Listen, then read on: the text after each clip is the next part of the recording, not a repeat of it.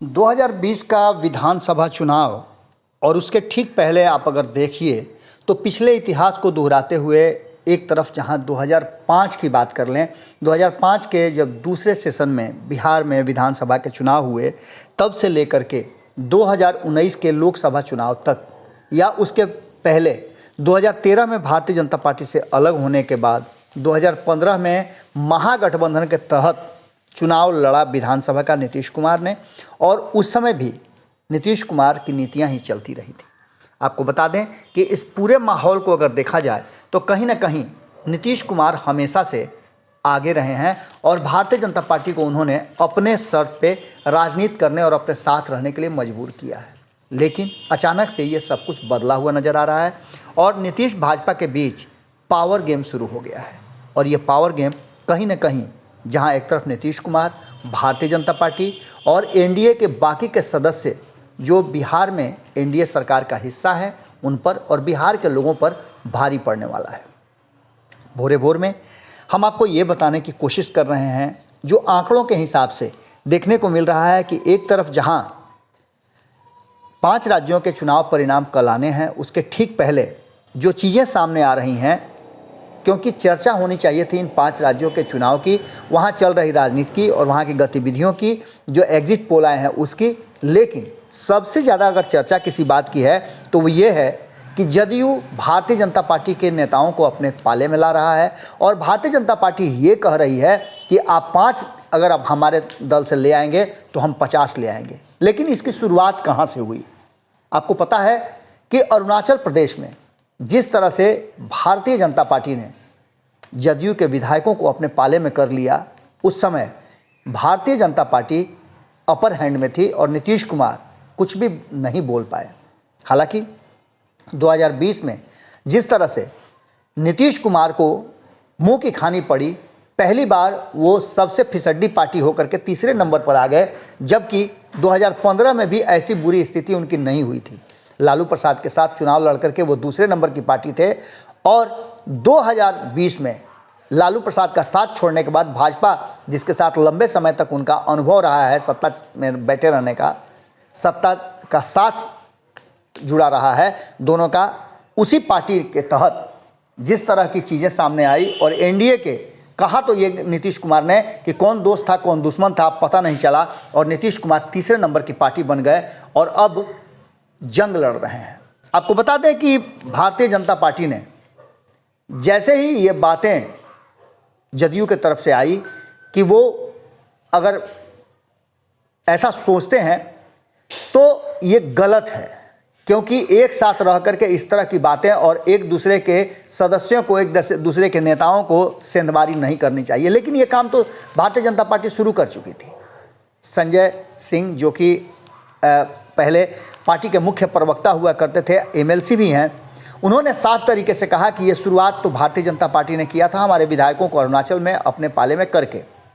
अब इस पर भारतीय जनता पार्टी का जो बयान आया उसको भारत लाइव ने अपने ढंग से आप तक पहुंचाया है और बताया है कि इसके पीछे की रणनीति क्या है और भारतीय जनता पार्टी के जो प्रदेश अध्यक्ष हैं संजय जायसवाल, उनके बोलने का कारण क्या है। उन्होंने साफ तरीके से कहा है कि 5 के बदले हम 50 ला सकते हैं, और ये 50 किस पर इशारा है आप खुद समझ सकते हैं। इस बीच में जदयू में बहुत कुछ हुआ है। जदयू में पावर गेम चल रहा है और ये पावर गेम जदयू से होता हुआ एनडीए के भीतर भी चला गया है। इससे किसको फ़ायदा और किस पर असर पड़ेगा, ये बातें भी आप निश्चित रूप से समझ रहे होंगे। अगर भारतीय जनता पार्टी और जदयू के बीच में खटपट होती है तो 2 ही बातें हो सकती हैं। या तो भारतीय जनता पार्टी सरकार बनाने के लिए जदयू को पूरी तरह से ध्वस्त कर लेगी, या दूसरी संभावना ये बनती है कि वो तेजस्वी यादव की आरजेडी के साथ मिलकर के सरकार बनाने का कवायद करे, जो कि थोड़ा मुश्किल लग रहा है।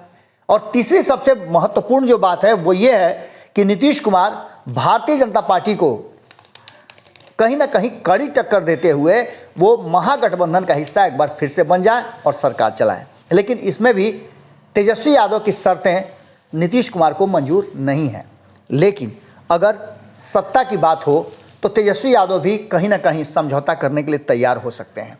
इन सारी बातों को लेकर के नीतीश भाजपा के बीच का ये पावर गेम कहीं ना कहीं भारी पड़ने वाला है मुकेश सहनी और जीतन राम मांझी पर भी। जीतन राम मांझी और मुकेश सहनी लगातार उन्हें ऑफर पे ऑफर दिया जा रहा है महागठबंधन से, लेकिन दोनों ही कहीं ना कहीं नीतीश कुमार के प्रति अपनी आस्था बता रहे हैं। और यहाँ तक बात हुई है कि उत्तर प्रदेश चुनाव में तो अंतिम चरण के जो मतदान हो रहे थे उसमें बहुत सारी बातें निकल करके सामने आईं।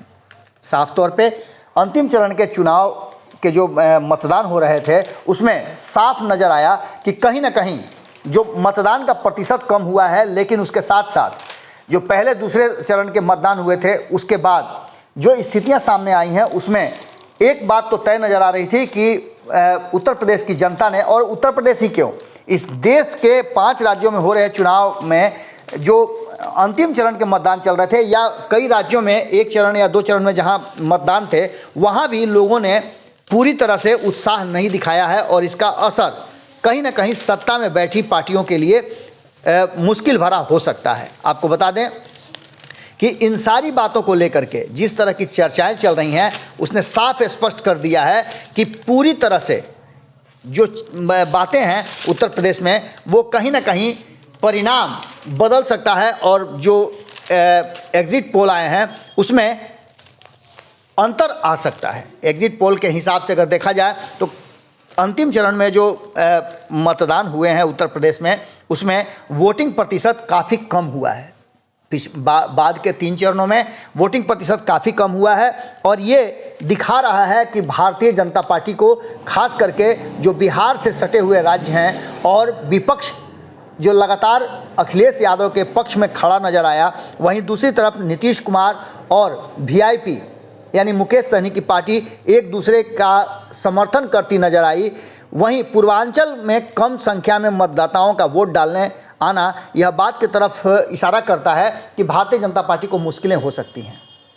अब एग्जिट पोल के बाद बिहार में चर्चा तो ज़बरदस्त हो रही है और हमारी पूरी नज़र बनी हुई है कि उत्तर प्रदेश चुनाव के परिणाम क्या होते हैं। सुबह से ही हमारी टीम कल लगी रहेगी।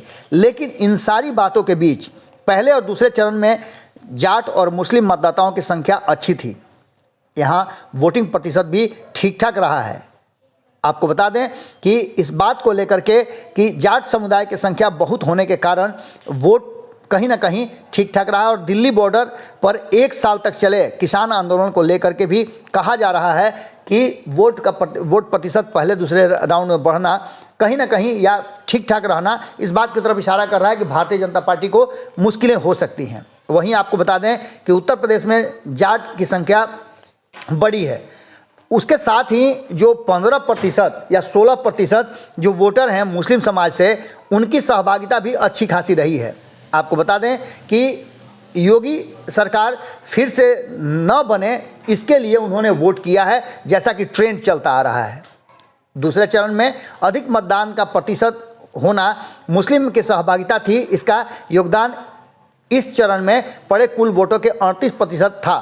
और क्या ओबीसी मतदाताओं का भी भाजपा से मोह भंग हो गया है? ये बातें पूर्वी यूपी में बड़ी संख्या को देखते हुए लग रहा है। वहीं पूर्वांचल में कम संख्या में मतदाताओं का आना यह बताता है कि ब्राह्मण कहीं ना कहीं, जो हम पहले से भी आपको बताते आ रहे हैं कि भाजपा से नाराज चल रहे हैं, उन्होंने वोट देने से ही अपने आप को रोका है। इन तमाम चीज़ों को देखते हुए अटकलों पर अगर ध्यान दिया जाए तो कहीं ना कहीं जो एग्जिट पोल हैं वो और जो आंकड़े सामने आएंगे 10 मार्च को, उसमें काफ़ी अंतर हो सकता है और ये एक नए ट्रेंड की तरफ इशारा कर रहा है। आपको बता दें, वोट देने से हमें क्या मिलेगा, ऐसी बातें लगातार कई सवर्ण समाज के लोगों ने कहा है। हमारी स्थिति तो जैसी है वैसी ही रहेगी। मतदाताओं में चुनावी प्रक्रिया को लेकर के पूरी तरह से जो उत्साह चाहिए था उसमें काफ़ी कमी नज़र आई है। वहीं आपको बता दें कि जिस तरह से नीतीश और भाजपा के बीच में पावर गेम चल रहा है कि कौन किसे ध्वस्त करेगा, कौन किस पर भारी पड़ेगा, ये बातें बिहार को कहीं ना कहीं प्रभावित कर रही हैं। और बिहार में मुकेश सहनी और जीतन राम मांझी जिस तरह से भारतीय जनता पार्टी के विरुद्ध नीतीश कुमार के समर्थन में खड़े हैं और नीतीश कुमार की नीतियों को लेकर के गुणगान कर रहे हैं, ये बातें इशारा कर रही हैं कि जब परिणाम आएंगे तो उस परिणाम के बाद बहुत कुछ बदलने की संभावनाएं व्यक्त की जा रही हैं। आपको बता दें कि इस पावर गेम में जहां एक तरफ ललन सिंह पूरी तरह से मुखर हैं, वहीं आरसीपी सिंह को किनारा करके भारतीय जनता पार्टी को स्पष्ट जवाब देने के लिए कहीं ना कहीं टीम नीतीश तैयार है। अब नीतीश कुमार ने अपना अपर हैंड रखने के लिए जिस तरह से सेंधमारी शुरू किया है भारतीय जनता पार्टी के खेमे में, उसको लेकर के भारतीय जनता पार्टी क्या एक्शन दिखाती है ये 10 तारीख के बाद अच्छी तरह से पता चलेगा। लेकिन संजय जायसवाल ने जिस तरह से बातें कही है 5 के बदले 50, ये इस बात की तरफ इशारा कर रहा है कि भारतीय जनता पार्टी परिणाम चाहे जो भी हो, लेकिन एक नए सिरे से अपने राजनीतिक रूपरेखा की तैयारी शुरू कर चुकी है। वहीं नीतीश कुमार के लिए भी एक अवसर है जिसमें वो लगातार प्रशांत किशोर से मुलाकात के बाद और तेजस्वी यादव से जिस तरह से गुफ्तगू करते नजर आए, उसे देख करके लगता है कि बहुत कुछ बिहार में परिवर्तन की तरफ बढ़ रहा है। क्या होगा ये देखने वाली बात होगी, आने वाला समय बताएगा। आज के भोरे भोर में हम आपसे यहीं विदा लेते हैं। कल पूरे दिन हमारी टीम लगी हुई है उत्तर प्रदेश में। हम आपको हर अपडेट, छोटी बड़ी घटनाएं बताएंगे, दिखाएंगे और क्या होता है उत्तर प्रदेश में और बाकी के 5 राज्यों में हमारी टीम आपको लगातार बताती रहेगी। उसके असर क्या पड़ेंगे बिहार में, हम ये भी आपको बताएंगे विश्लेषण के माध्यम से। बहुत बहुत धन्यवाद, नमस्कार। अगर ये वीडियो पसंद आई और वह बिहार के राजनीति और बिहारियत से सरोकार रखेनी तो सब्सक्राइब बटन दबा के चैनल के सब्सक्राइब कर ली। ओजे एगो घंटी बा, ओकरा बटन दबा देला से कुल सटीक और मारक खबर रुआ मुफ्त में मिल जाई। अगर रुआ पत्रकारिता के हमनी के नया प्रयोग में सहयोग कर चाहतानी तो ज्वाइन बटन दबा दी। पेटीएम नंबर नोट कर ली 9386816700। धन्यवाद।